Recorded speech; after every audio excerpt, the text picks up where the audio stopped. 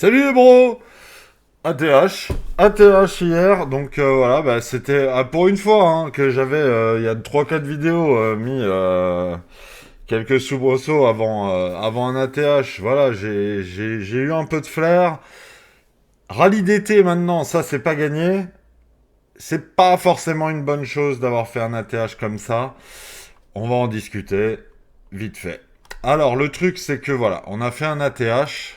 Alors, moi, je disais, idéalement, et malheureusement, c'est un peu ce que tout le monde attendait pour avoir un ATH et un rallye un peu vénère, c'était d'aller chercher au moins, allez, pas les 104, mais au moins cette zone à 97 000, 95 000, et encore mieux, aller sous les 92, faire douter tout le monde, etc. Là, on est dans une sorte de... Bon, alors, je sais que sur l'euro, on l'a fait, la mitigation. C'est pour ça que je disais il valait mieux aller sous ce plateau. Je précise, parce qu'en vrai, sur le dollar, on aimerait bien aller faire dans la zone de mitigation, mais sur l'euro, on l'a fait. Il faut toujours se rappeler que c'est l'euro qu'il faut regarder en ce moment, parce que l'euro est fort. Et là, on voit ici que la mèche, ici, elle a fait la mitigation. Je suis toujours dans l'impro, je vais essayer de pas trop être confusant. À noter d'ailleurs que sur l'euro, on n'a pas fait d'ATH, puisque la valeur de l'euro est énorme et on voit bien que le Bitcoin n'est pas encore à son maximum de valeur. Il a fait un ATH en dollars, mais il n'a pas fait un ATH de valeur. Mais bon, il reste excessivement haut et c'est très bien, c'est très bien. Donc, là, le souci en faisant ça, c'est qu'on a fait un ATH de liquidation. Et on a tout juste liquidé et boum, rejeté direct, on latéralise. Alors on latéralise, ça veut dire deux choses. Ça veut dire soit on digère et on repart et on fait une découverte de prix un peu plus vénère. Parce que là honnêtement, là où on en est encore, c'est pas serein. Si on monte à 113, 114, là, ok, on sera en pure découverte de prix, les gens vont short, ça va fuel, et on devrait atteindre les 120. Mais le problème en faisant ça, il faut bien se rappeler d'une chose, c'est que les liquidités, on va pas toujours les chercher. Tout de suite. Mais on va les chercher à un moment. Et là, on en laisse vraiment beaucoup. Ça peut ressembler, je dis bien ça peut, parce que je me suis gouré quand même assez ces derniers temps, mais ça peut ressembler à une fin de cycle. Et ça, c'est relou. Et ça, c'est relou, parce que si on part en bear market, ça va durer des mois. Et j'aurais vraiment préféré qu'on continue le cycle haussier avec comment dire, une construction plus tranquille. Et là vraiment, ça ressemble au double top. Là, ça ressemble vraiment au double top, mais le double top, pas celui-là, pas celui que tout le monde voyait, pardon. Et moi le premier, celui-là. Non, non, le double top, c'est celui-là, ok. Et celui-là, il peut signer la fin du cycle. Donc, cet ATH en dollars, méfiance. Maintenant, si on va sur un ATH en euros en valeur pure, bah voilà, ça veut dire que fondamentalement, Bitcoin, il est parti, quoi. Voilà, c'est largement possible aussi. Il faut pas oublier le fondamental, les institutions qui FOMO, tout ça, la smart. Si un actif, il doit faire x10, elle laissera faire. Elle laissera faire, elle est en position. Il n'y a pas de souci. Elle construit au mieux et de toute façon, elle sait que pendant les crises, elle ira chercher des zones qui l'intéressent. Donc voilà, on en est là. Sur l'euro, on est très bien. On a fait la mitigation. Merci, au revoir. On peut faire un ATH en euros et possiblement faire un double top. Mais voilà, l'euro est rassurant en fait si on est fondamentalement bull. Parce que voilà, l'euro, c'est quand même assez propre. C'est assez propre. Là, on a fait la mitigation. Là, on a fait la mitigation ici de l'order bloc intermédiaire. Honnêtement, l'euro, il peut partir. En vrai, l'euro, il peut partir. Qu'est-ce que ça veut dire? Ça veut dire que le dollar, il peut partir en fait. Et on est tellement concentré sur le dollar et ses zones et ses cascades de merdier qu'on oublie que l'euro, il est super propre en fait. L'euro, il est super propre. Il n'y a pas à chier. Ça, c'est ce qu'on voulait voir sur le dollar, mais c'est ce qu'on voyait quand le dollar était fort. Maintenant, voilà, c'est vraiment très important de regarder l'euro, et c'est pour ça d'ailleurs que j'étais boule ces derniers temps, mais je l'étais pas assez. Je l'étais pas assez, parce que faut vraiment, là, ce qu'on fait, les mèches, elles sont galactiques. Les mèches, elles sont galactiques. Les bougies, pardon, pas les mèches. C'est des vraies bougies pleines. Là, on est sur une bougie 12 heures, pleine, clôture, merci, mèche ATH, liquidation de l'ATH, on redescend, on latéralise. Bon, deux scénarios donc, hein, voilà, hein, après on peut pas être sûr à 100%. Latéralisation, liquidation, deuxième liquidation, c'est comme une distrie, boum, on descend, on craque. On craque et là on va chercher toutes les liquidations. Une news à la con, Trump, ouais, je vais mettre 2000% au Canada, 3000% dans l'Europe, je les emmerde, qu'ils aillent se faire foutre. Voilà, et la géopolitique, et des dingueries, et peu importe, tout sera prétexte à aller chercher les liquidités au sud. Si ça se passe trop bien, trop longtemps, et ben le prix, et que les gens achètent, et que voilà. Voilà. Parce que les retails n'ont aucun impact maintenant on représente même pas 10% de la capitalisation, et les retails ils vendent pas, ils sont en mode hold BTC pendant 20 ans pour la retraite. Les gros mouvements de capitaux, c'est les instituts et la smart. Donc c'est sur les alts que ça va se jouer. Et j'y viens sur les alts. Nous avons sur cette latéralisation de BTC, c'est pas une latéralisation qui dure depuis longtemps, hein, c'est une latéralisation qui dure depuis 22 heures hier. Sur cette latéralisation depuis 22 heures hier, il est 9 heures aujourd'hui, donc ça fait 12, on va dire que ça fait 12 heures, bah on a une dominance qui descend. Et qu'est-ce qu'on voit? On voit nos petits Hondo, nos petits Tao, nos petits RSR qui font quand même des trucs assez sympathiques. Et je suis très content. Attention à ces liquidations-là. Le FOMO est derrière la carotte ou la joie. Ça, c'est voilà. Mais il est notable de constater que sur les alts, on a souvent des trendlines long terme qui sont pas si loin. Ok? Et là, ce que les gens vont commencer à voir, parce que ça va continuer de monter un peu, hein, je pense, c'est si on casse ici et qu'on aille rechercher un bull run. Voilà. Des alts. C'est possible, on est à la croisée des chemins, c'est encore des prix d'achat si on croit en ce scénario. Maintenant, faut bien imaginer que là, voilà, on est à la TH. On est à la TH, on a un Ether à 2008. On va sûrement chercher enfin les 3000. Hein, il est plus que temps. Il devrait déjà essayer de chercher les 4000 là. Bon, voilà, il est faible, il est faible. Qu'est-ce que vous voulez que je vous dise? Mais est-ce que... Moi, il faudra voir la réaction d'Ether quand il va casser les 3000. Ou les 2009. Voilà, mais il ira à 3000 du coup. Quelle va être sa réaction? S'il y a un rejet violent et un setup de distri LTF, c'est la fin, hein. C'est la fin des alts, hein. Si BTC, en plus, derrière, c'était un ATH de liquidation du dollar pour aller chercher tout le merdier, qu'on est sur le M-top, bon voilà. Mais il y a encore à gratter un peu sur les alts. On va pas se mentir, c'est pas totalement le moment de vendre, hein. Et puis il y a le temps. Maintenant, un crack, ça peut aller vite, hein. Mais voilà. Prendre des profits, c'est pas idiot, hein. Si on a été hyper malin, qu'on a acheté à 60 centimes et tout, voilà, on peut, sur Hondo par exemple, sur Tao, si vous avez acheté à 170, bon, vous êtes en x2, c'est pas déconnant de prendre des profits dans cette configuration. Moi, je crois toujours aux 500 balles, hein. Les 500 balles, c'est l'objectif de Tao. C'est vrai qu'on est un peu incrédule quand on est à 290, on se dit, ah putain, les 500, en fait, on fait que descendre, on remonte, on redescend. C'est des capitulations par le temps, hein, donc voilà. Mais je pense qu'il y a encore à bouffer sur les alts et le setup s'y prête. C'est-à-dire BTC qui va peut-être latéraliser plus longtemps qu'on ne le pense. La dominance qui peut baisser, pourquoi pas, jusqu'à 60, 61, 62. Et ça permettrait aux alts de prendre leurs objectifs bull. Et alors par contre, si pètent tous leur truc là... hein, voilà, hein, on est sur des trucs Tao qui casse les 500 balles. J'aime autant vous dire que ça peut aller beaucoup plus haut. RSR pareil, hein, vous voyez les setups un peu vénères. Mais attention aux trendlines long terme qui un jour seront liquidés. Mais ça peut être dans 6 mois. Voilà, c'est ça le problème. Il faut arbitrer, il faut mesurer son risque. On met pas la maison sur ce scénario parce qu'on sait pas à quel point ça peut marcher, quoi. Voilà, Link qui, ça y est, consolide complètement les 14,30. On voit se dessiner hein, les W, donc, mais on voit qu'ils ont tous les trendlines hein, en dessous. Des carottes comme ça, c'est déjà arrivé. Hein. Donc voilà.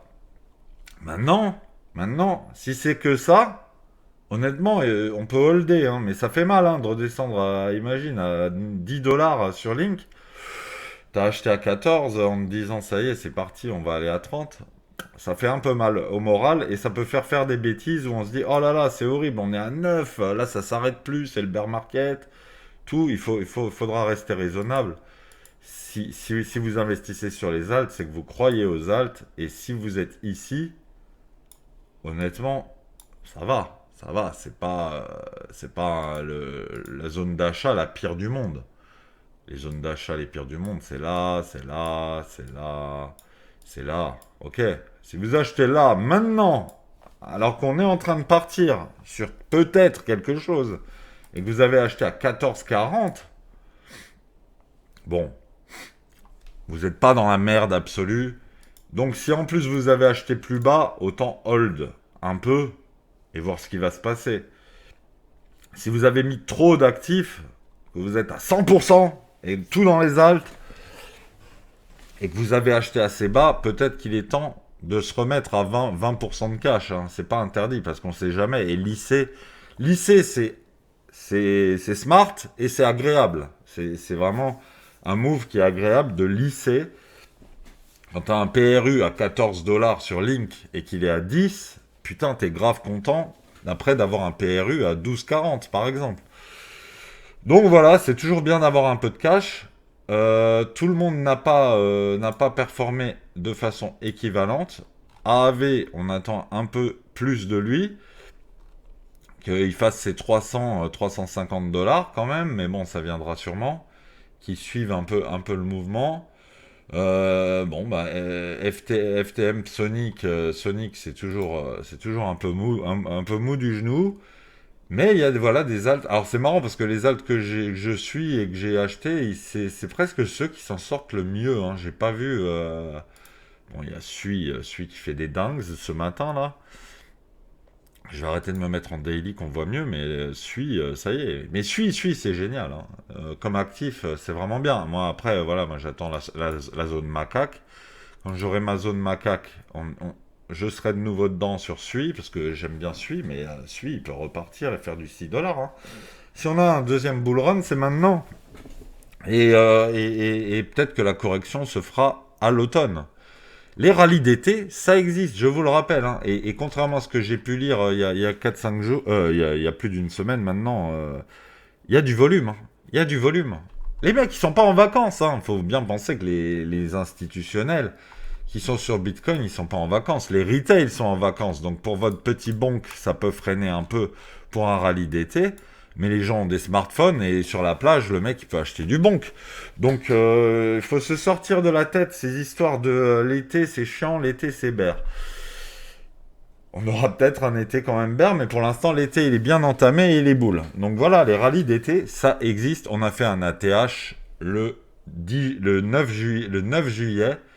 Voilà, c'est pas impossible, ça existe. Vous en avez la preuve. En 2021, l'été, c'était cool, c'était fou. Il est où le 2021 que je revois août. C'était parce que j'en ai un peu le souvenir. Voilà, voilà. Hop, on regarde vite fait. Voilà, là, on est en juillet. On est en juillet à 31 000 et on se retrouve le 30 août à 52 000. Voilà. Ça, pardon. Hein. Alors certes, hein, ça c'est un rallye d'été. Certes, après il y a eu ça encore. Hein. Et c'est en septembre que ça a digéré et c'est monté jusqu'à la fin de l'année. On ne copie pas, on les cycle, et ça c'est vraiment la pire des choses. Hein. Se dire, ah bah du coup, ok, on fait tellement des grosses bougies maintenant, ça me fait halluciner en weekly, on fait des bougies et des volumes ahurissants quoi. Bon bref, c'est pas la question. Et de se dire, ah, en août on sera là, on va digérer en septembre, et en décembre, on sera là. Imaginons. Ah, moi, les 200 000, voilà, j'ai pas, voilà, il faut rester dans des constructions un peu normales. Décembre, ici. Ok, ok, bah alors, ok, ok, bon, moi, ça me ferait x2 sur Bitcoin, ok, génial. Maintenant, voilà, il faut pas copier, se dire, ah, on fait pareil, ok? On peut très bien faire le double top dès à présent. Et ce qu'on fait là, on le fait maintenant, tu vois. C'est possible, c'est possible. Voilà, je commence à parler pour ne rien dire. En tout cas, cet ATH n'est pas rassurant parce que dans la construction la plus saine possible, voilà, on avait... et la ligne blanche, voilà, c'est la fin de la 10e pause des tarifs. Et là, les mecs, on voit qu'ils font le taco trade, hein, Trump always chicken out, always se débine, se change toujours d'avis, se dégonfle. Donc eux, ils le jouent. Ils disent ouais ouais ouais, c'est bon, 1er août, il va dire ah je prolonge jusqu'au 1er septembre. Honnêtement, il prolonge encore une fois, c'est bon, vas-y, nique ta race. En gros, pourquoi tu mets des deadlines?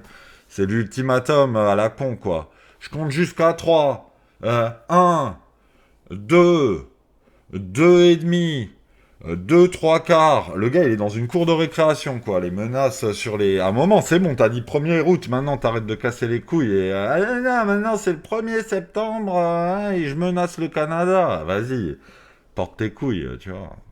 Je dis ça à Trump, qui est un fou furieux. Genre, il faudrait qu'il soit encore plus fou furieux. Bref... Bref, voilà. Alors, du coup, maintenant, c'est vraiment vous et votre sentiment. Le mien, c'est que ça sent pas super bon. En vrai, c'est un ATH qui pue. Voilà, hein, je vous le dis comme je le pense. J'ai essayé de pas trop le faire transparaître, essayer d'être le plus froid possible, mais vraiment, toutes ces trendlines de partout, les alts qui ont des trendlines de partout, on dirait que ça va chercher, voilà, et que ça va faire le transfert où les Alpes maintenant ils vont monter un peu, ou beaucoup, chercher leurs objectifs boules, ça veut dire qu'on a un Tao qui peut aller à 500 balles hein, quand même, donc c'est pas pour tout de suite forcément, hein, mais qu'après ça peut signer la fin d'un cycle parce que il y a trop de choses au sud. Maintenant, ce qui est aussi rassurant, c'est que d'être aussi haut, c'est que les 54 000, on oublie, hein, quasiment. Hein. C'est-à-dire maintenant, si on va sous les 74 et qu'on chasse, c'est comme les 42 000 à une époque. Hein.